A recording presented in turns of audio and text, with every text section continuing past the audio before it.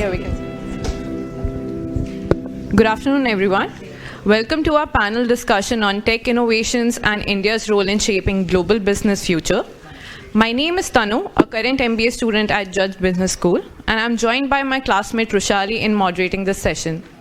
Today, we are thrilled to have an incredible female entrepreneur, Arya Taware, join us. Unfortunately, Priya cannot join us as she is unwell, but knowing about Arya's inspiring journey not only will help us to learn about resilience, but also about how innovation can change the global business landscape. As we delve into her insights, we'll uncover new possibilities at the intersection of technology, entrepreneurship, female leadership, and India's global influence. Arya Taware is an accomplished entrepreneur and a Forbes 30 Under 30 honoree. She's the founder of FutureBricks, where she led the company to achieve a £12.5 million loan book with 0% defaults and successfully exited the venture. So without further ado, let's dive into our discussion today. So Arya, in one of your inspiring TED Talks, I learned about that you spoke that you had a strong urge to carve your own path, and while being at UCL, you realized that you felt disconnected during your university years. Could you share a little bit about that feeling and how the transition from India to London and beyond happened? And what was the driving force that compelled you to start your own venture, even though it was in a very unknown territory? Thank you for having me. Such an amazing day. Thank you for having me. Such an amazing day of panelists. So, congrats to the Cambridge business team for organizing this. So I was born and brought up in Pune. I'm from India. I came to do my undergrad from UCL. I did urban planning and real estate. Growing up, I always wanted to be an entrepreneur. So my father was a first-generation entrepreneur. Before that, both our families come from a small village and farming background. So he broke the legacy, and I was really inspired hearing his stories. I was also obsessed reading books of entrepreneurs from Richard Branson to Kiran Mazumdar-Shaw, so all of them. So I knew I always wanted to have my own identity and have my own business and be my own boss. So that was very clear from young age. When I came to UK to do my undergrad, I was doing an internship. That's where I spotted the gap for my business. So small and medium-sized property entrepreneurs in the UK don't get access to mainstream finance. And that's where I spotted the gap for my fintech platform, FutureBricks. This was one side of the platform, and on the other side, retail investors wouldn't have access to institutional grade investments like investing in property development and double-digit interest. And that's basically the idea of FutureBricks was born. With sheer determination, I was also young. I was straight out from university. I was 22-year-old from India, first-generation migrant, trying to build a property lending business, which is male-dominated. All the founders are ex-bankers who work in Citi, come from a very strong banking background. So I was trying to, do something that was really, really against the odd. And as, Lord Karan Bilmoria was saying that raising capital is one of the most difficult challenges of the business, and a platform like FutureBrick required external capital from day one. So just to sort of put things in context, I managed to raise £3 million in equity, and this was from pre-seed stage to late seed to all the way to exiting the business. So I founded the business as a single founder, ran it for 7 years, built the loan book to £12.5 million. We were regulated as well, so went through the product development. And as a single founder, you pretty much do everything at the beginning. So yeah, it's been a very intense journey, but also very fulfilling at the same time. So just to reflect more on that journey, what were, in your opinion, some of the key challenges that you faced in the initial stages of establishing FutureBricks, and what strategies would you say that you employed to overcome them? Yeah, I think initial challenge is definitely how you convince people, right? I think number one challenge is raising capital, especially when your business is just an idea and you don't meet the typical tick boxes for a fundable founder. where you're a single founder, I've never worked a day for anyone else, and I wanted to start a property lending, a very traditional, male-dominated, knowledge-intensive business, which also required a lot of capital upfront. So I think those were like the key challenges. I think to raise my first equity check probably took me 6 to 7 months. I didn't know anyone here. I was 22-year-old, and I would just hustle, that's the jugaad is the word. So I must have messaged people on LinkedIn, 300-400 people, just saying, oh, this is what I'm trying to do, I need advice. And then I probably received 90% rejection, and at that time I didn't understand why. That was the best part, because they're oh, they are missing out, but obviously looking back, I can understand that, why it must have seemed that difficult. How can she even pull it off? But yeah, long story short, I think perseverance was the key, and raising capital is definitely one of the key challenge. After that was, okay, I managed to raise first 300,000 pound of check, build a technology, got regulated, and oh wow, here's I managed to build a product. Now it's live. How do we get the customers, especially for a marketplace platform?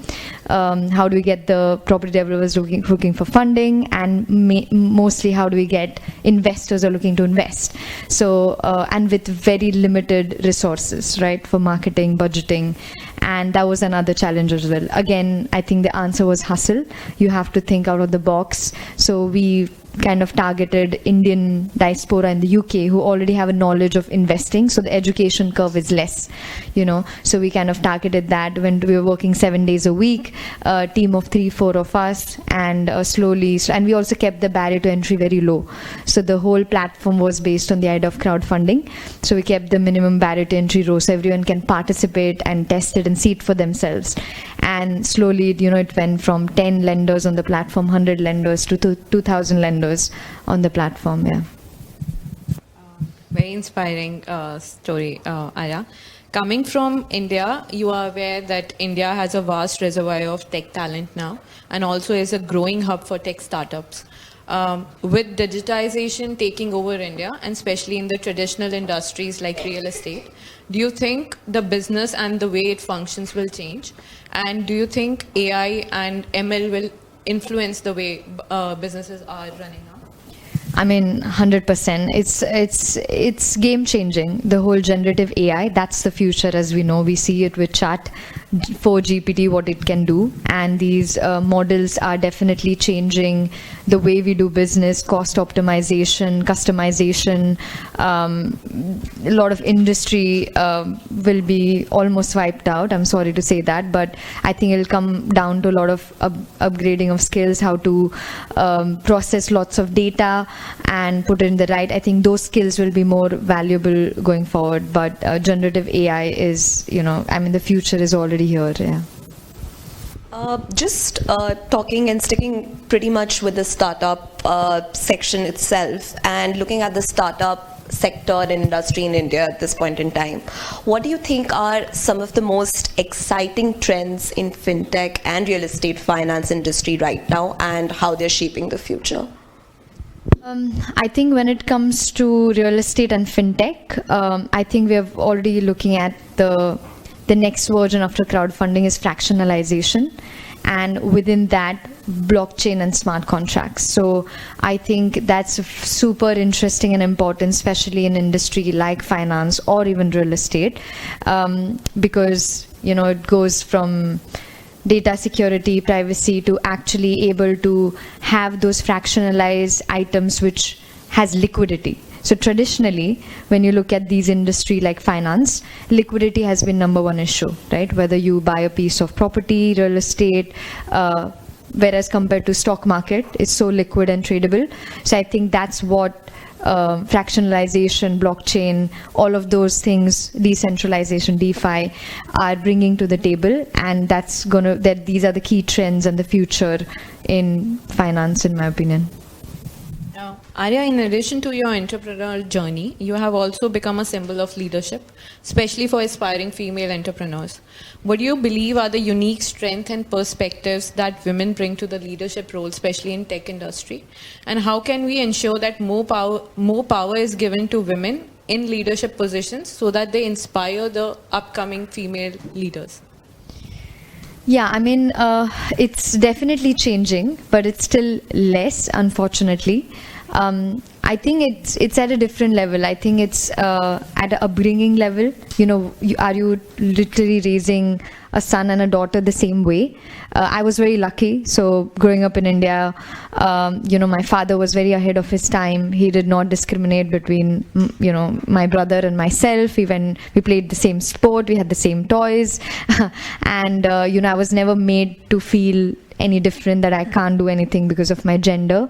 And I carried that belief, even, in entrepreneurship or starting my first venture at the age of 22 in a foreign country as a single founder with never having worked for anyone. It was that sheer belief, it wasn't my age that stopped or my gender, but pure perseverance and the belief that, if I keep going, I can do this. And I think is that mindset that can be integrated at home, institutionalized in schools, playgrounds, universities, literally everywhere in your social circle. And of course, role models definitely help that, because that is possible. Like, I remember actually, I was at UCL third year and I saw on a YouTube a video of Lord Bill Moria, and I was like, oh, he did come from India. He came here for his master's and he started a business. So it's possible as a migrant to start a business as a foreigner in a foreign country. So, role models definitely help regardless of the gender. But did starting a new venture, especially as a female leader, was it difficult, or did you face any roadblock initially to enter into very unknown territory where you didn't even have any mentor to guide you? I think it was less of really fortunate that I started my business in London. And when when I founded FutureBricks, peer-to-peer lending, fintech, these were really hot terms, and there was a lot of support around it. So I did not face any challenge in terms of gender.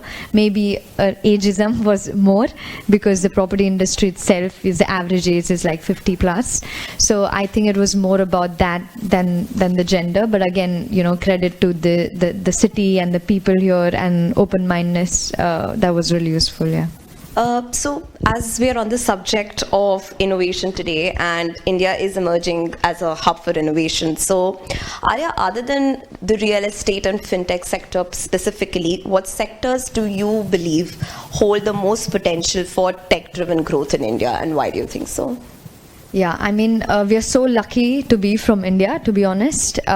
Even I think one of the key superpowers, I think, building FutureBricks, my business, was that came from Indian diaspora. So, we got a lot of investors on the platform.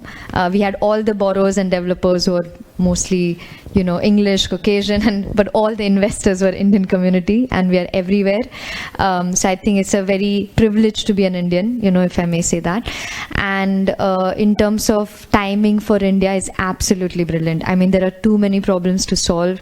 India, we go to India, it's a totally different energy. Every single field, there are problems to solve. There's opportunities. The infrastructure is getting better.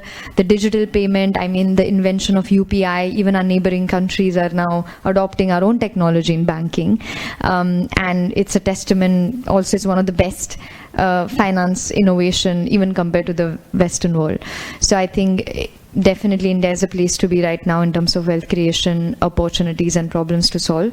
Where do I see? I think use of technology is agriculture for sure. So seeing a lot of AI models for predictability, precision farming, Internet of Things monitoring. So I think agriculture is key. In terms of education, also customization. So there's a saying that I always believe was, if you judge a fish on his ability to climb a tree, it's always going to think it's stupid for the rest of his life.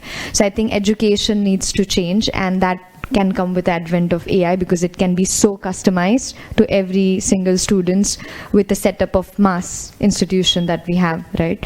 So agriculture, education, these are, I think, definitely the top ones. So sticking to education, as you talked about, in your opinion, how can collaborations between educational institutions and tech companies in general help in shaping a more robust tech ecosystem in India? India is doing well in terms of, producing computer scientists and developers. I think maybe what we lack is upskilling of that. So now that we know where the whole future is, which is, these language modules, then the shift needs to go from just being able to code and provide, offices where you're just outsourcing, that model is gonna go, because AI is doing half of the code, right? It's just simple instructions now. So I think that upskilling or the change of skill that maybe needs to happen at a quicker pace. But there are at a ground level, there are great Indian government incentives like Digital India and Tech in India. So I think government is definitely on the right path. And there are a lot of private institutions which are coming up, like new school of thought, right? So entrepreneurship, usually the old school of MBAs are taught in old establishments, and but whereas now Mesa School, which is from Bangalore, or in Delhi, like they're basically the MBAs or entrepreneurship taught by real entrepreneurs. The classrooms are in WeWork, and you're judged not by paper that you write on management, but by taking you to farmers market, local market, and build a business, MVP, all within this new kind of school. So I think even the private institutions are like doing an amazing job in India. Arya, given your expertise in real estate technology, what role do you see for emerging technologies like virtual reality and augmented reality in revolutionizing the real estate industry? And especially like in India, since the tech is growing, do you think that will help the industry to grow at a very tremendous scale? I think we are in real estate, maybe at an infrastructure level, there is some usage of that. Those technologies still new in these segments, so hard to predict. But definitely when you talk about VR and augmented reality, so when it comes to sectors like gaming, I think that's definitely way more interesting. I think it has limited usage in real estate for now, but there are other sectors where VR and augmented reality is way more profitable or commercializable. So coming back a little bit to the topic of entrepreneurship, and specifically for a female entrepreneur, what advice do you have for women who are trying to balance entrepreneurship with other responsibilities today? I think it's the support, and again the way we just treat women in general, right? I think responsibilities of childcare and just the way it shouldn't be assumed, So I think the support comes from family, support comes from institutional level, but it's the financial freedom. I think for women that's like the key. Financial freedom means you can make own decisions. So I think it all starts with that. And I think entrepreneurship at the end of the day, it has no color, no gender. Similar challenges, of course there are different challenges depending on which part of the country you're in. So definitely privileged that we are sitting here. But what I would say that generally for entrepreneurship, it just comes down to perseverance, finding your product market fit, being very honest and real, knowing when the tide is going to come and it's going to calm down, and navigating business through different ages and periods. So, like I said, when I started FutureBricks, peer-to-peer lending, fintech was very much on the trend. Then after Brexit and COVID wars, we saw interest turn up and down. COVID was good for many businesses. It wasn't so good, and then you had to adopt, you had to change. Some businesses survived, some did not. So, able to navigate through this tough time as an entrepreneur definitely makes you more resilient. And I think those are the keys: perseverance, resilience, being honest, and being agile. So now I have a two-part question for you. First is that if you could go back in time and give yourself one piece of advice as a 22-year-old young entrepreneur beginning, what would be that one thing that you would tell her? And secondly, to all the women in the room today, what is that one advice that you would want to give to them who might be aspiring future entrepreneurs today? So I think to break down the first question, maybe what mistakes I made in the journey, I think those are the most valuable, and we should talk about that a lot more often. So I think probably three things. One is my first business started as a single founder.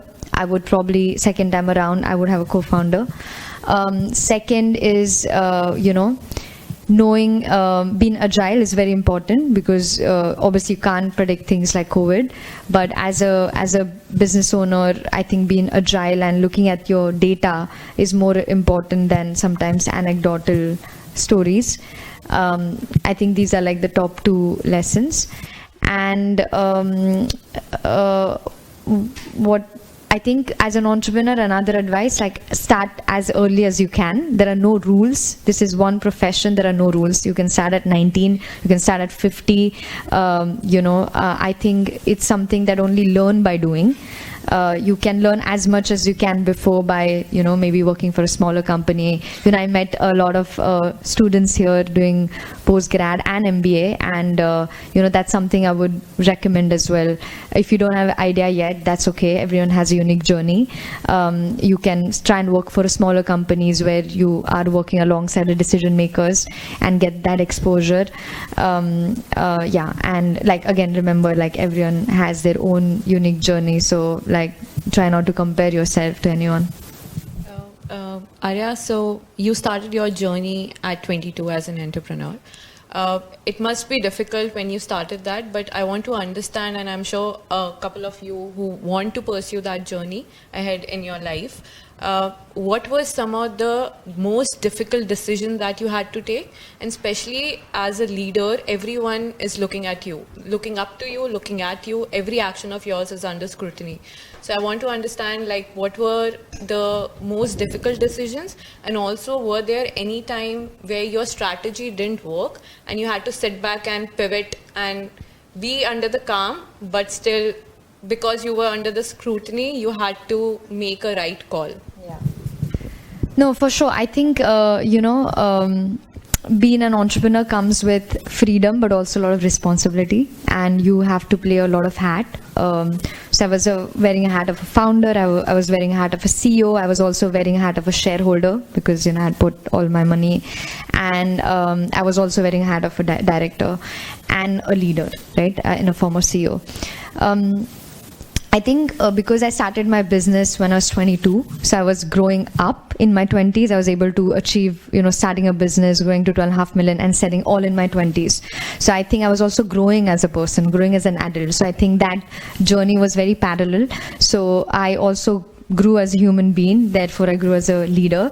Initially, I think my leadership style was very different. Maybe I was more impatient, and as I learned that the best form of leadership is actually leadership of compassion, which comes with patience, is at the end of the day how you make your team members feel and empower them. That has lasting effect than perhaps being way too strict and regimental and authoritarian. Those were my personal leadership lessons that I learned. and it has been an evolution as a leader. And definitely there's an element that, when you're wearing a hat of a CEO, but, when you have a small team, a startup, your team members also end up becoming your friend. But at the end of the day, you have to make the right decision, what's best for the business, which can be translated into what's best for your customers, and then shareholders, and, whatever order of priority that you decide as a leader. But I think what we did at FutureBricks was we had a very clear values. So, and every hire that we made sure that not just they get the orientation about the business, but hey, these are our values. And what were the values were empowerment, integrity, and creativity.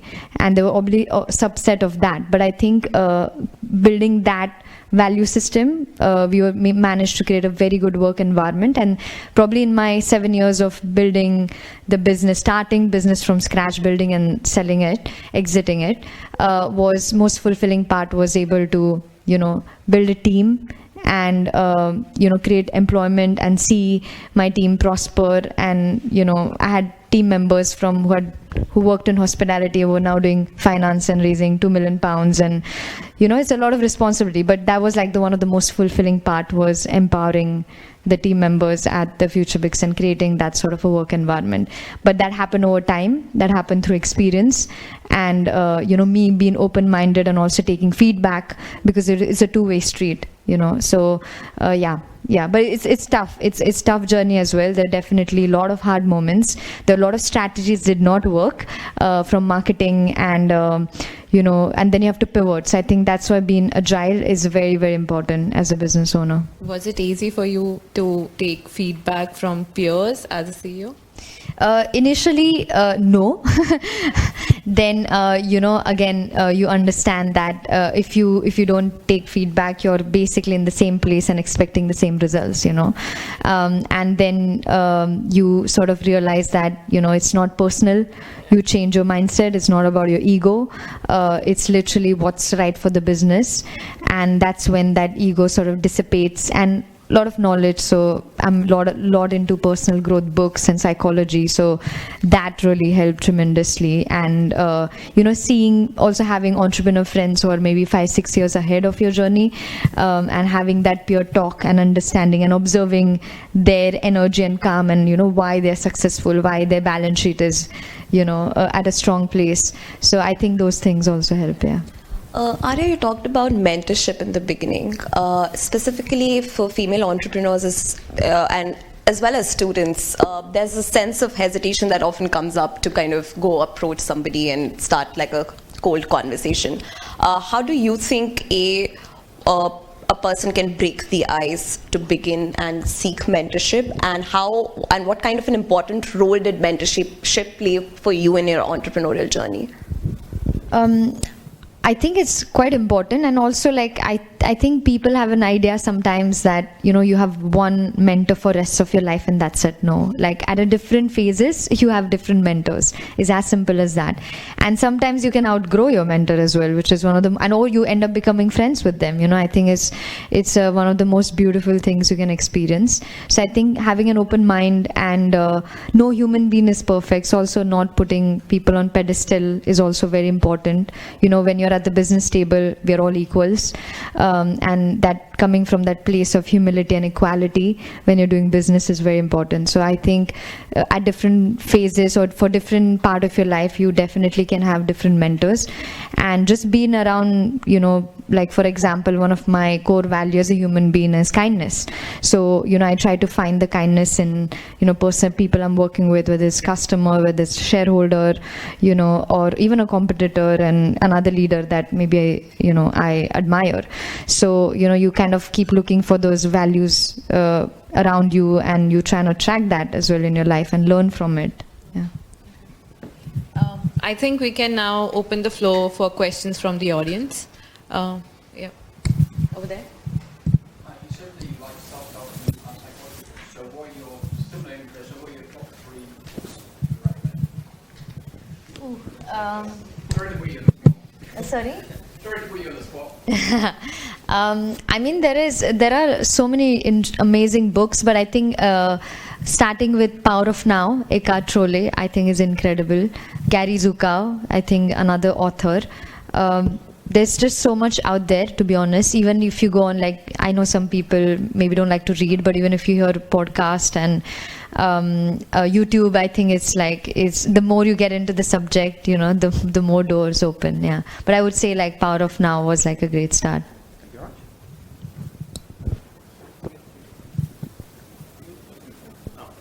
Sorry, so can you hear me? Thank you so much, Arya. It's very motivating and well done, really, like what you have done. I'm really curious about your decision to exit. Like, what were you thinking? Like, did you think that you should go on for a year or two? How did you make that decision? This is the right time to exit. But I'm also curious, how did you build the team when, you mentioned you were young, you didn't have much of, the skills to manage, right? So how did you convince the talent to get into your organization, and how did you develop them? Yeah, thank you for your kind words. I think maybe I'll answer second and come back to the exit question. So I think I was very passionate about the subject, and I had a very clear mission that when I started FutureBricks, this is to democratize investing into property development.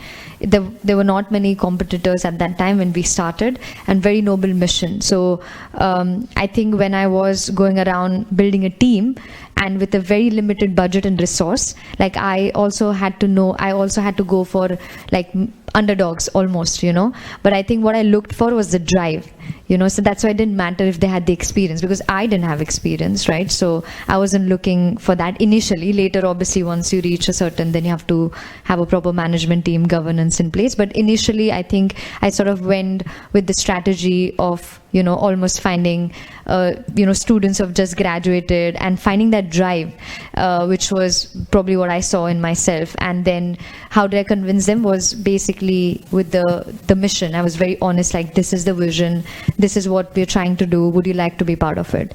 And that weeds out the right people at the right stage of your business. I think like just by being honest to your mission and articulating that, I think you will attract the right talent. And the retention is different topic, but is how do you support them, how are they treated, are they challenged, and at different stages of the business there are different retention tactics.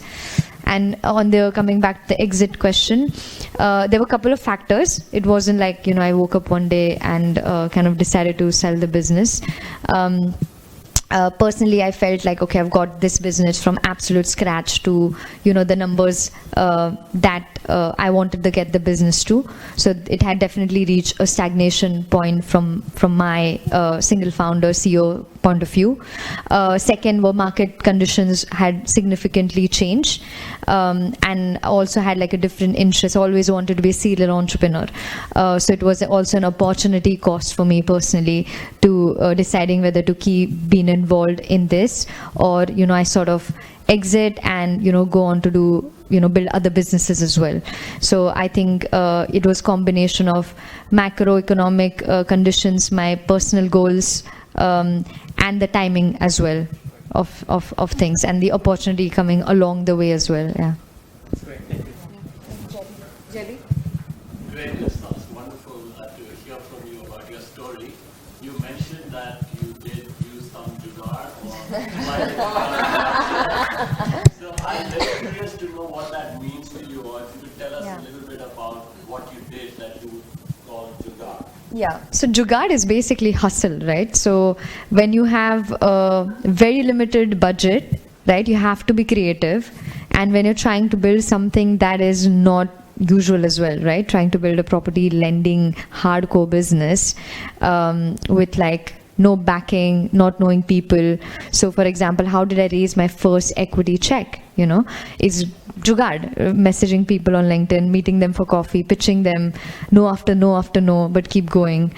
Second, after, okay, finally managed to get the first check after 7 months. Then, okay, how do I build the customers? Okay, I'll find borrowers because people are always looking to borrow money. That was the easy part of the business. The hard part was, okay, how do we actually assess these loan applications, right? So that was that. And then, but then the real jugaad, the most jugaad part of the business was how do we get the investors, who's going to trust FutureBricks, invest. So it was, okay, we reduce the barrier to entry, keep the minimum ticket really low, let people try, and also, targeting Indian diaspora. We have festivals every other week, and just kind of going there and hustling and pitching and, give us a five-minute stage time, this is what we do, education curve, get them on the app, work 7 days a week. So I think these were some of the jugaads that we tried, and yeah, for me it just means hustling your way through. I think we had a question somewhere there. Yeah, if I may. Thanks, Arya. We've heard some fantastic stories today, mainly from people who are at the end of their careers, right? So they're telling us historical stories. I think there's a great opportunity for you because you're at the beginning still, if you like, of your career. To think about this question about shaping the global future with Indian innovation. My question is, what do you think that you and your cohort of ambitious young Indians will do to contribute to that future? Thank you. I think being an entrepreneur is, a privilege, and once an entrepreneur, always an entrepreneur. So, I feel very fortunate that I got to experience, building a business and exiting it, at such a young age. And for me, personally speaking, I'm already on to my second venture, which is actually about, much more global business. First business was more UK-centric. It's about basically connecting products made in India by SME manufacturers for international global sellers. So UK, Europe, US, Australia, sky's the limit. So kind of using my learnings from my first business and adopting to the second. So, just from a personal point of view, that's how I plan to contribute, hopefully. I think that's about it in terms of the questions. Yeah, Ria? Oh, okay. Thank you, Arya. Your session was so nice. My question is, when you're starting out, what would you recommend people who try to pitch like you did incessantly? What would you recommend are the learning points for those? How could one pitch better? How could one, maybe articulate the vision in a way that people really relate to it? If you have any points about that. Yeah, I mean, it's a lot of practice and understanding human behavior, so I think first 100 pitches, you kind of do the same thing, but then you realize that you see the body language, are they getting bored, is this even right person I'm pitching to? Then you start categorizing them like, okay, this person is a potential customer, this person can introduce me to the potential customer, this person is a hustler, probably a team player, this team member, this person board member, so I think you start to get that through experience. I think just be curious, be open-minded. It's a two-way street as well, even though pitching is one way. And some people just give you random ideas and are like, oh wow, okay, so I think you just have to enjoy every single interaction, even though it might not lead to getting a check, right? That's the only way you're going to survive pitching to 100. And at the end of the day, it's just maths. So if you speak to 1,000 people, you get 10 customers. But if you only speak to 10, you're going to get 0. So I think success is probability and a lot of luck as well. Yeah. Thank you, Arya, for sharing your valuable insights, and it was genuinely inspiring to learn about your journey and experiences. So we hope this discussion has provided our audience as well of a deeper understanding of tech innovations and obviously India's role in shaping the global future. So thank you so much, everyone, for being in the room. We're going to do a short break now for 20 minutes before our next session. Thank you. Thank you. Thank you.